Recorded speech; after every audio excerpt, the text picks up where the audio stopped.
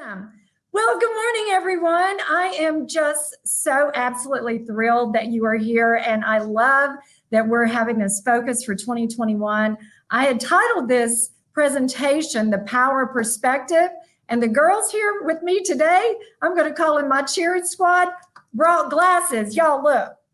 How cool is that? This is how we're starting our day. And Chantel brought them from the Dollar Tree. I said it's perfect for our power of perspective today. So hello, AMSURG family. And if you have been in one of my audiences before, I truly do feel like you're part of my family. And if you're new to my message, I welcome you on this journey with us today.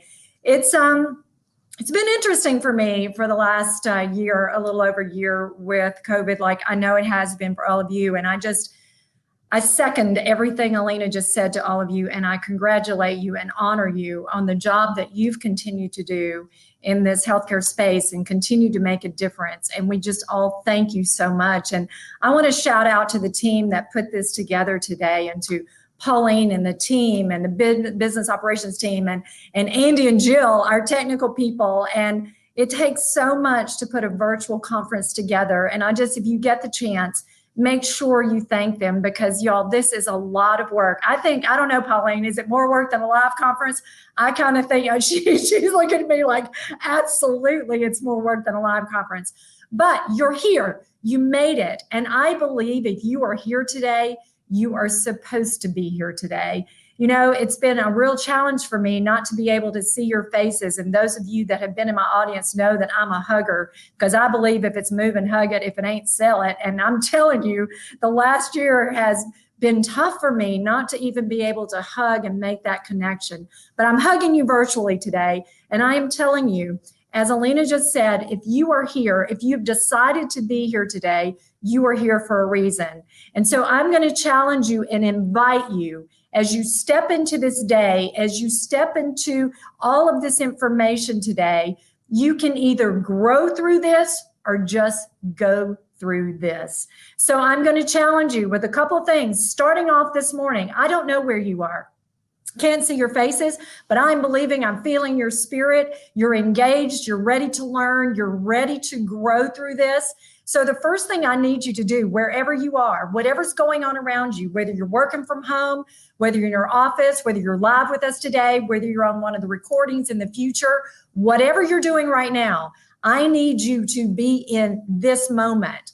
And you're probably going, Dale, I'm signed up, I'm online, I'm in the moment. Well, not always, because we are usually in so many different things, because there are so many distractions. So whatever is going on around you, I need you to pull back in and pay attention to the moment that you're in, because I believe this is a gift for you today. Everything you're going to receive today is a gift. But if you're not paying attention, if you're being distracted by what's around you, you miss the miracle of the moment. And the point of power is always in the present moment. I wish you'd write that down. The point of power is in the present moment. We have to be in the moment, be in that conversation, in that experience, and make the most of that. So I want you to be here. When I'm out live on stages around the world, I always ask people, when they're coming to a conference, hey, how many of you don't even remember driving here? How many of you have ever driven to work or driven to the grocery store and don't remember getting there? I have. You know why? It's because we're somewhere else. And usually we're back here in the past, and we're back here thinking about things that went wrong and all of those type of things. And I call that rear view mirror thinking. That means the rear view mirror is for one thing, to glance back. It is not to stay there. I believe, and I'm going to share my story with you. I have gone through dramatic loss this past year, and I wore waterproof mascara because it may be hard for me to get through. And so, hey, Pauline, sorry, y'all, I've got a little file popped up here. Can you come and do this? Technology. I just can't. There we go. Y'all say hi to Pauline. Hi. Pauline said hi. All right, we're back. This is what I love about technology. Thank goodness I have helpers in the room today. But I've had some dramatic loss this year, and it was real easy to ask the wrong questions. And what I've found in this power perspective is when we ask questions like, why is this happening? Or why is this happening to me? Or why did that person treat me that way? That's usually a question we never have any answers for. So the question that I want you to write down and keep with you from here on out, because we've learned a lot this past year, I want you to always ask this question, not why is this happening, but what can I learn? What can I do right now to have more patience in this moment, to have more empowerment in this moment, to have more growth in this moment? So that's the first thing, pay attention. And every time you wander off, just bring yourself back. That is a daily discipline. And the second thing I want you to do, and you may go, I don't want to do that, but please just lean in. We're asking you to lean in today. I want you to write it down. Get a journal, get a notebook, get a real pen, a Sharpie, if you will, whatever. Write it down. And here's why I want you to write it down, because writing clarifies thought. Do you remember those days in high school or college that we're always taking notes with a pen? What they've scientifically proven now is that physically writing across a piece of paper opens up a different part of your brain. It's scientifically proven. And so today, there's so much great information and training for you. As I said, this gift of knowledge today, this gift of inspiration, this gift of empowerment. Yes, I'm considered a motivational speaker, but I cannot motivate you, and you cannot motivate anybody else. Motivation has to come from within. We can empower, we can inspire, we can encourage, we can uplift, but we cannot seriously motivate someone. Motivation has to come from within. So here's the reason I want you to write it down. If I say something that's kind of one of your aha moments, I want you to go, oh, I like that. I'm going to write that down. Because you've got so much information today, I want you to go back and look at these notes and highlight the things that you can put into your life as growth. So like powers in the present moment, those type of things, write it down. And then go back at the end of this over the next few days and really circle the ones that you plan to implement. I want you to go into this day with intention.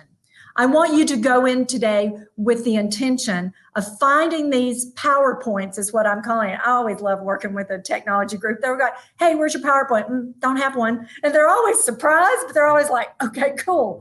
I've got a different PowerPoint today. These are these little power nuggets of perspective for you to write down. And then once you write them down, you can internalize them, you can live them, and you can ripple them out, not only to people professionally, but also into your family. And you know, as I tell you, I seriously, when all of this came down last year, it was so tough for me because not being out there in front, I love the co-creative experience with an audience, and I have loved being with you guys. I remember, I've traveled so much, but I remember you. I seriously remember you. And I miss that co-creative experience where we laugh together, we cry together, we share together, and I can hear your stories in the back of the room. So when this technology thing came out, I pushed hard against it. And then I started thinking, I have got to change my perspective, which is what we're talking about. We're talking about finding the upside in a downside situation.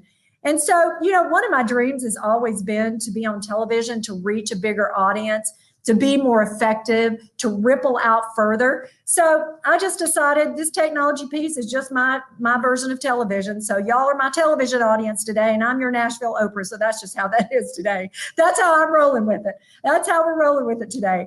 So in order to get into these PowerPoints, these powers of perspective, because we're living in a time of uncertainty and we've come through this time together and we're still navigating it.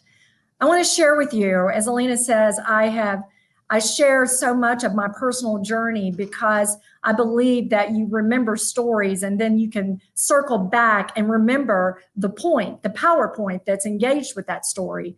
And I don't know how you began 2020, but I thought 2020 sounded really cool. I thought, here we go, 2020. It's like 2020 vision. We're expanding, we're growing. And in the beginning of 2020, I was super excited because we had built out my calendar for 2020. And honestly, I've been doing this now for, I'm going to date myself right here, but almost 30 years. And I was so excited that I was going to get to reach more people and my business was expanding. So I launched into January 2020, just excited about the biggest year of my career. I also launched into 2020 because Nick Thomas, my one and only child, I have a couple of bonus children, but I have Nick Thomas. And those of you that have heard me before have heard me chat about Nick Thomas. Nick Thomas had finally decided to marry this beautiful girl he's been with for almost 10 years. And I was thrilled. We had a July wedding plan for 2020. So January, we're good to go. I began January on the West Coast up in Washington State, speaking for a hospital in the Daisy Awards. And took a few extra days with my family up in Canada, came back into Nashville in early February, and was gearing up to go into 2020, not knowing that that gig in Washington would be my last live engagement for a very long time. And in February, my father started having some serious health issues, and we had been noticing signs of dementia, but had not been really diagnosed. And by the end of late February, there were some dramatic events happening and some very tough things happening. And so I dashed the 5 hours south. I'm from a little map dot town in North Mississippi and grew up on a farm in this little poor environment. Mom and Daddy's still there.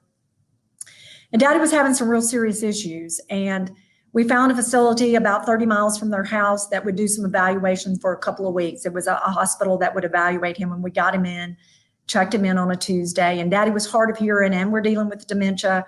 And we just said, Daddy, we'll be back on Saturday. We're back to see you on Saturday. I was going to dash home to Nashville and dash back and, bring him little care packages and do all the things. And on Thursday, no more. Hospital shut down. And suddenly we were faced with what so many families face this year. Their loved ones being in a facility that they could not physically reach them. And we were dealing with something even bigger. My dad was so hard of hearing, his hearing aids weren't working. He could not understand on the phone from us why we weren't there. But it was somebody there, and his name was Jack, who was the nurse, who was our bridge. So many of you have been that bridge, either a bridge to a family, a bridge to your friends, a bridge to coworkers, that bridge of hope. I believe hope, and yes, I'm called the Hope Doctor, helping other people excel. And Jack was our hope dealer. And to all of you that I know without knowing your story, you have dealt hope in the middle of your own loss. And I'm sure that many of you have had dramatic loss like I have this year. And that many of you have felt this uncertainty that's kind of gripped us all. But it was Jack who was our bridge, who would sit down and he would have the phone and he would interpret whatever we're telling Daddy. And he'd say, Mr. Billy, your daughter's on the phone, and Daddy, I'm his namesake. That's why I'm Dale. Yes, that's a boy's name. It's my daddy's name. And he helped my daddy understand why we could not come back to see him. And so for 2 weeks, we went through this there. And after 2 weeks, they asked us if we wanted to go ahead. He had been diagnosed with significant dementia. And they asked, do you want to move him on to the nursing home, or do you want to bring him home? And sometimes you just have to listen to that voice within that guides you, that is really directing you. And that voice inside my soul said, no, you bring him home. For a while, you bring him home. And so we did. So we brought Daddy home as we continue to face these healthcare challenges. And so that was March. And in March, as you all know, things were really starting to snowball. And all of a sudden, I started getting emails from clients saying, we're canceling our event. And when the first one canceled, I kept my positive attitude in space. I've worked decades to be positive and keep my perspective. And the first one happened, I'm like, okay, this is normal.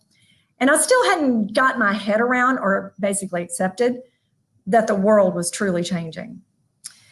And then in April, as we're continuing to deal with Daddy's illness, I remember the day I was sitting in the parking lot at Lowe's. We're going to get flowers. And it was like every single engagement, just all of a sudden that day, every single one of them canceled. And I will tell you right now, as vulnerable as I can, I cried like a baby.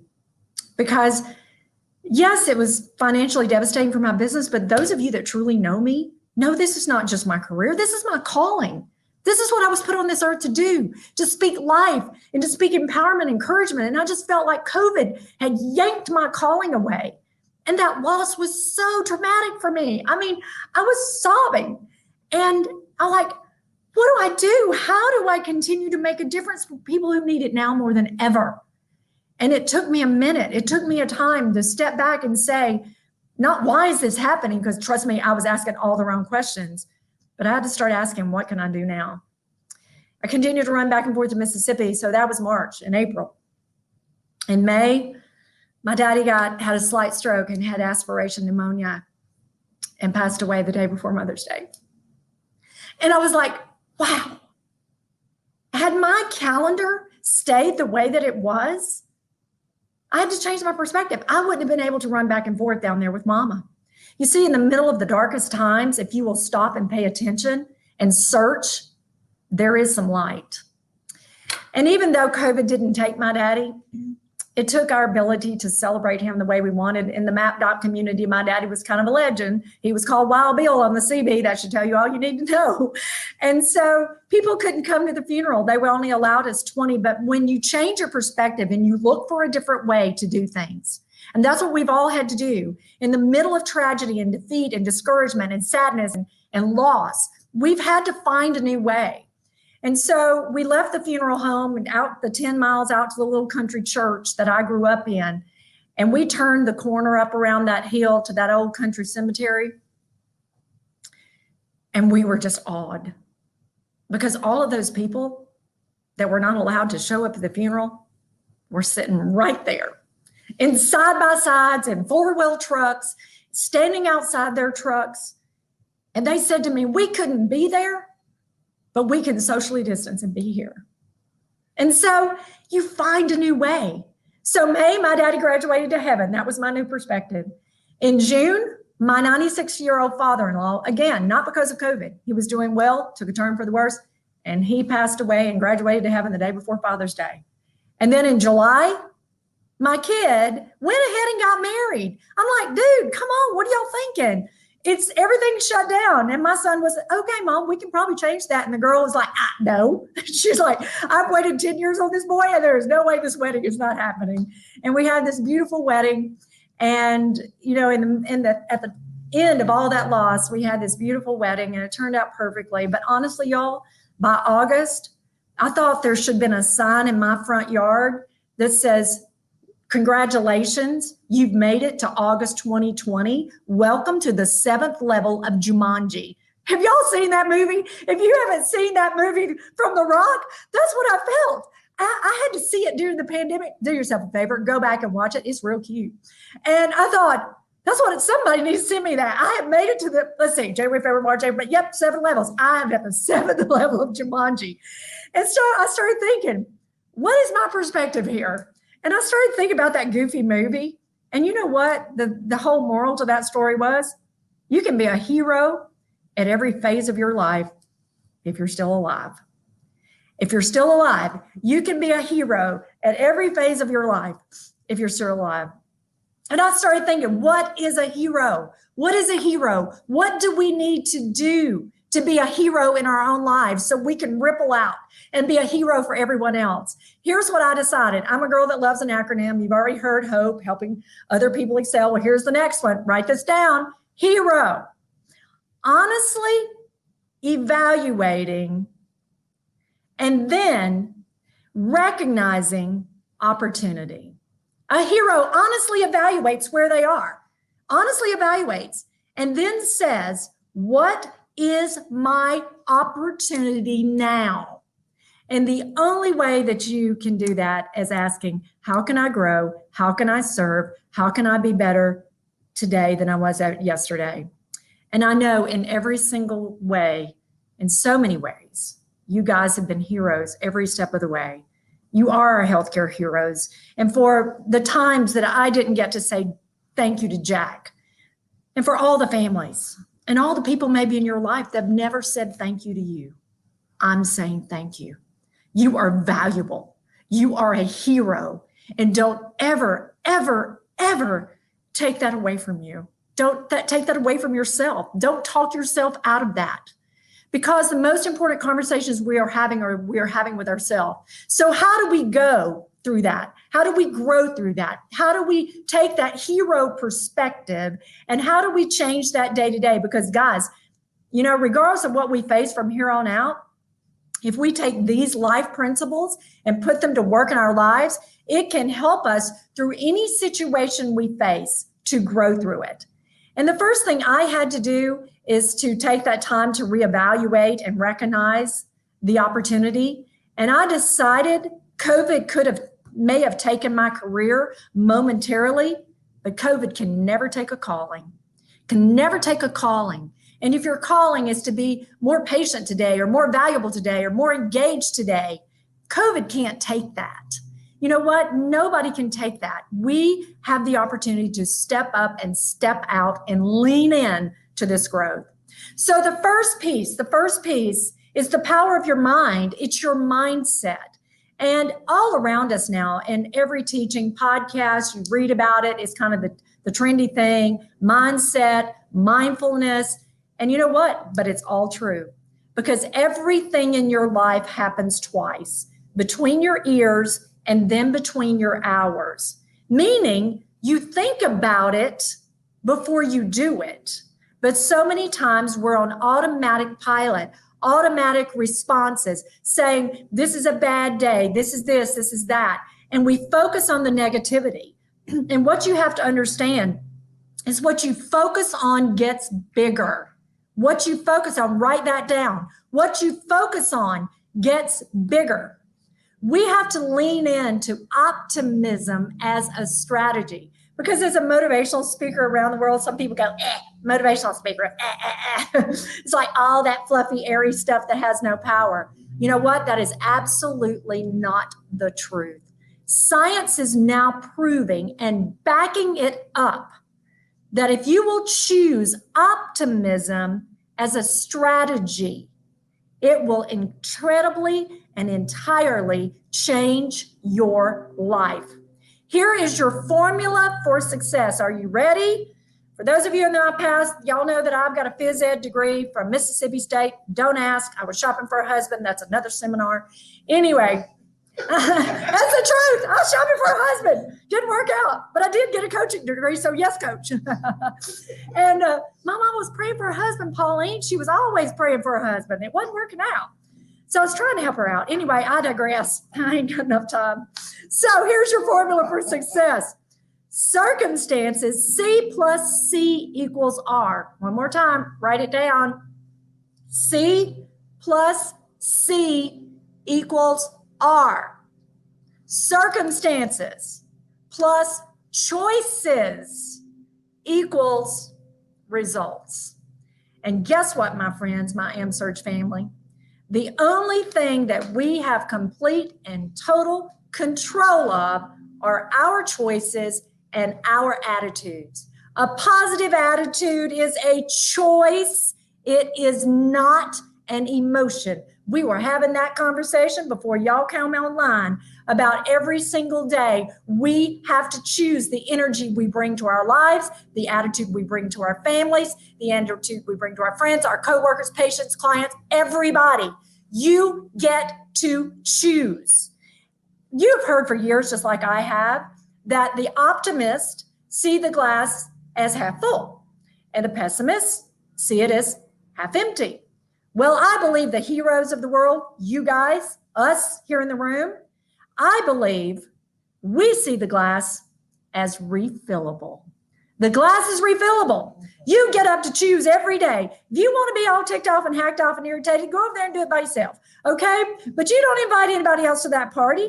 And guess what? Nobody can make you mad without your consent. Somebody can put that out there, but you have to choose to go. I love this quote that I wrote down. I'm going to read it to you. I said in my topic description that I was going to give you the greatest weapon against stress. Are you ready? Are you ready? It is so simple, but so powerful. It's from William James. Y'all can see that, so I'll read it. It says, our greatest weapon against stress is our ability to choose one thought over another. Let me tell you this. A positive thought and a negative thought cannot reside in the same space.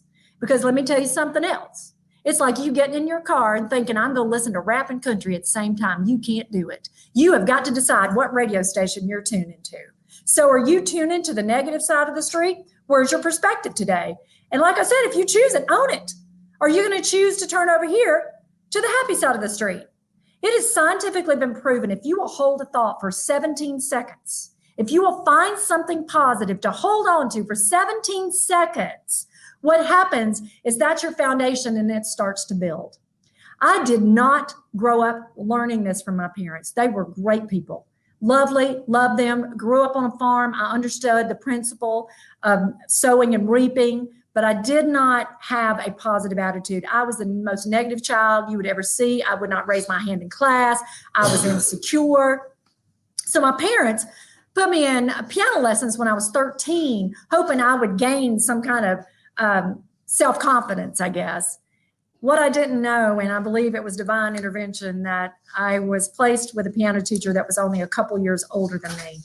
And everything that I just have taught you, and I was ripping through that really fast. And the good news is you can go back and rewatch this. And because the mother of all skill is repetition, you can't hear this message once and make it stick.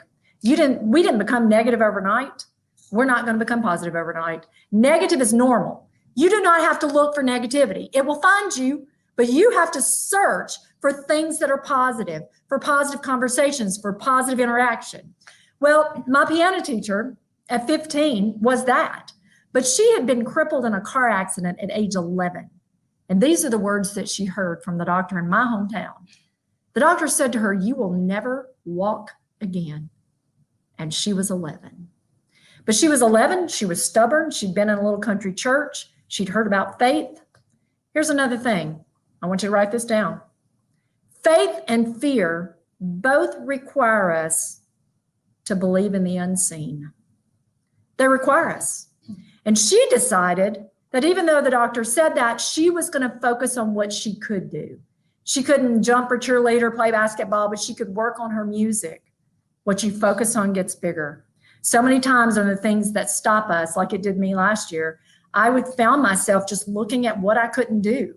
And I caught myself saying, I've lost all my business. I'm like, who are you and what are you doing right now? What are you doing? And then I started saying, nope, didn't lose it. My events are just rescheduled. So thank you, Pauline, for the reschedule. I was supposed to be with y'all last year, so I'm rescheduled. So just a little turn of the dial.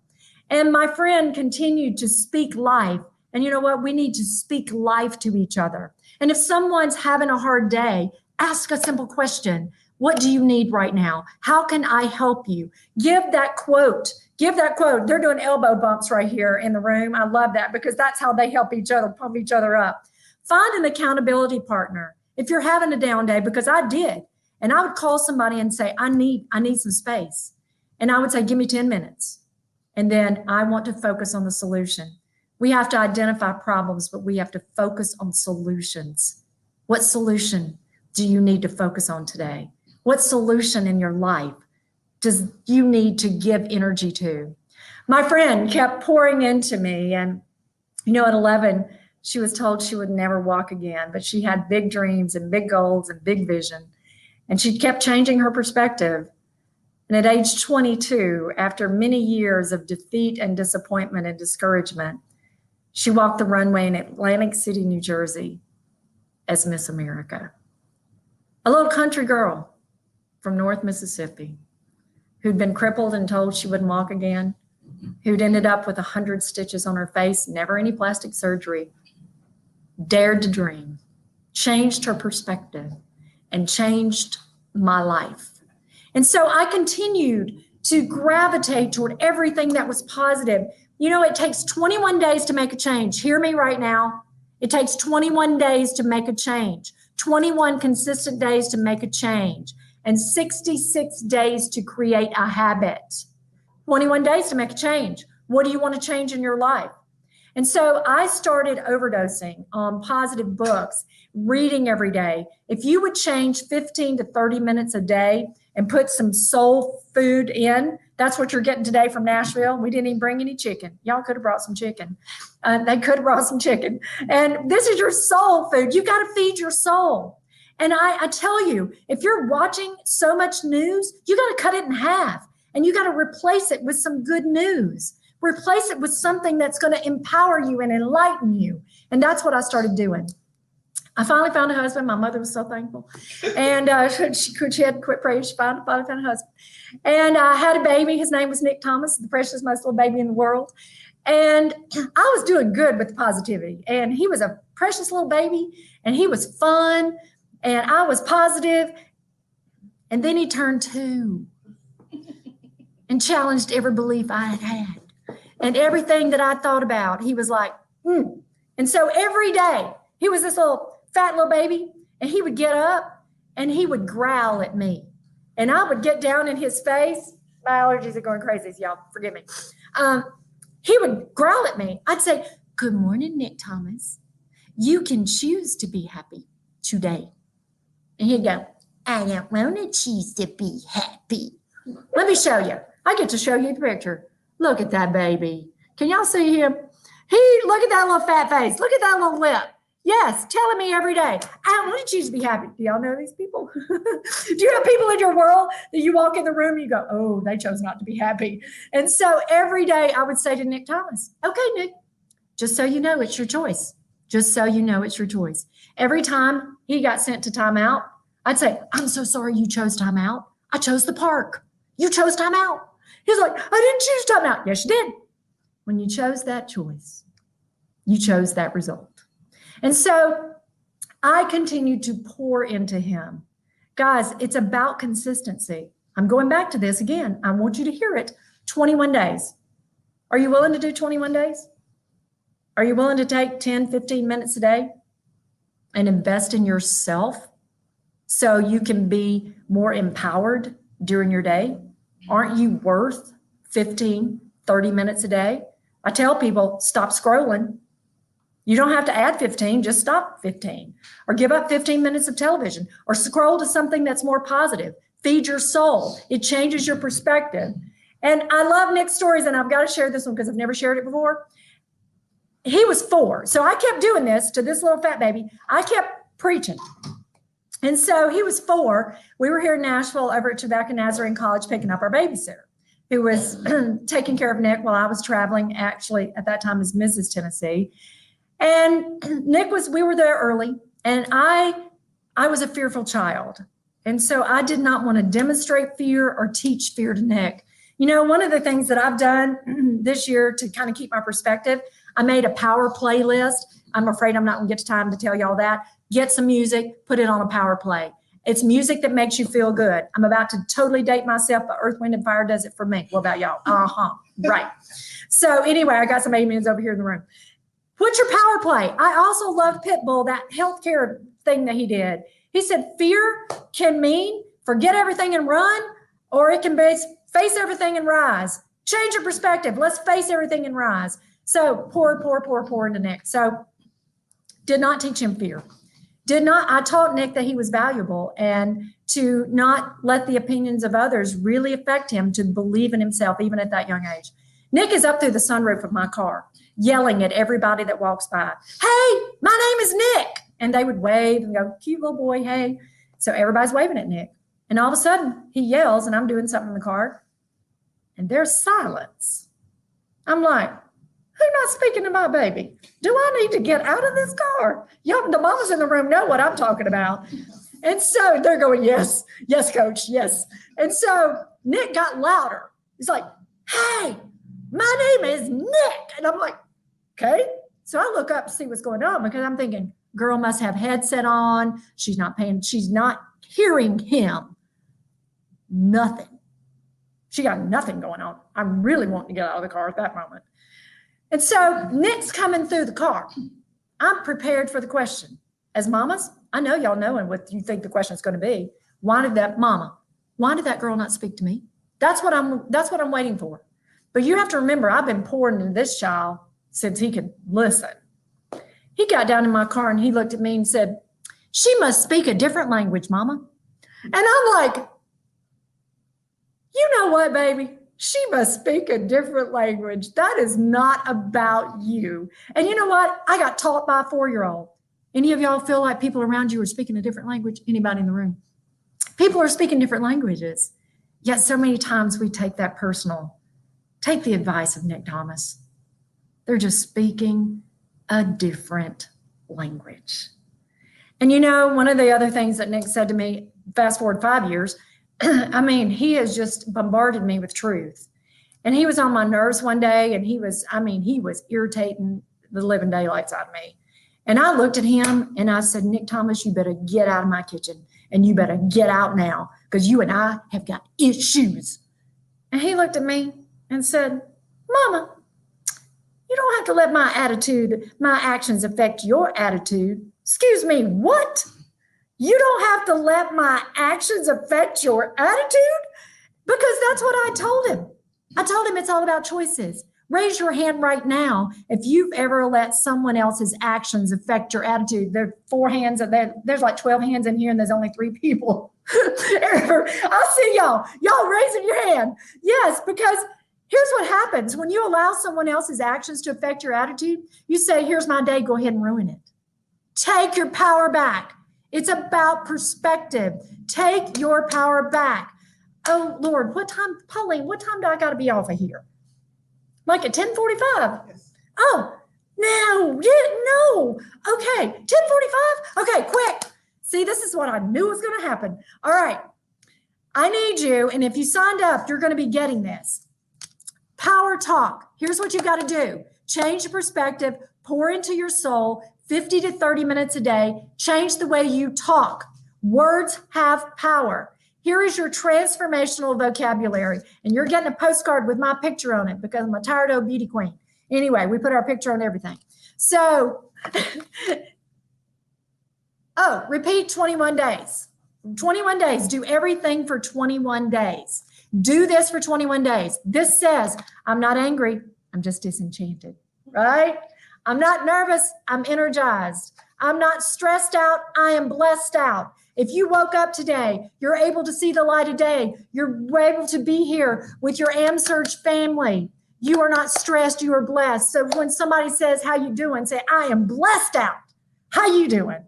And this new world calls for new ways of thinking. We feel overwhelmed, but guys, we're just in demand.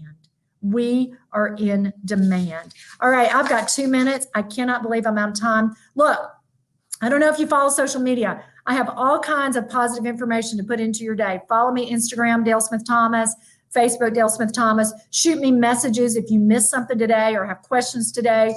But I want to read you something that quickly as we close out that I saw was written by a woman in Minneapolis during the middle of COVID last year. And if you want a copy of this, again, just message me. I am here for you. I'm here to give to you and serve you. And I honor you and thank you for spending this quick 45 minutes with me today.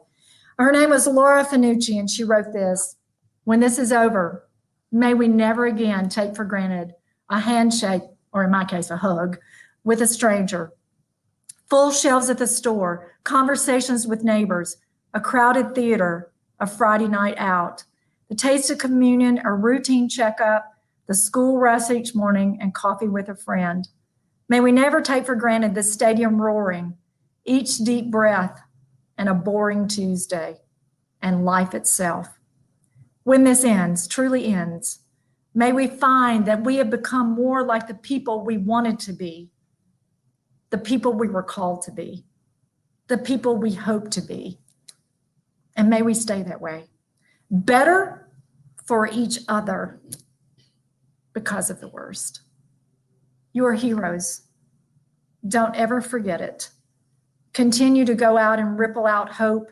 Be hope dealers. I'm the hope doctor. Now you're my dealer. Hope dealer, helping other people excel. Go out, love on somebody today. For 21 days, make that change. 60 days, change that perspective. Make it a habit. And whoever books this conference, next time y'all do it live, if y'all don't invite me back, I'm coming anyway. All right.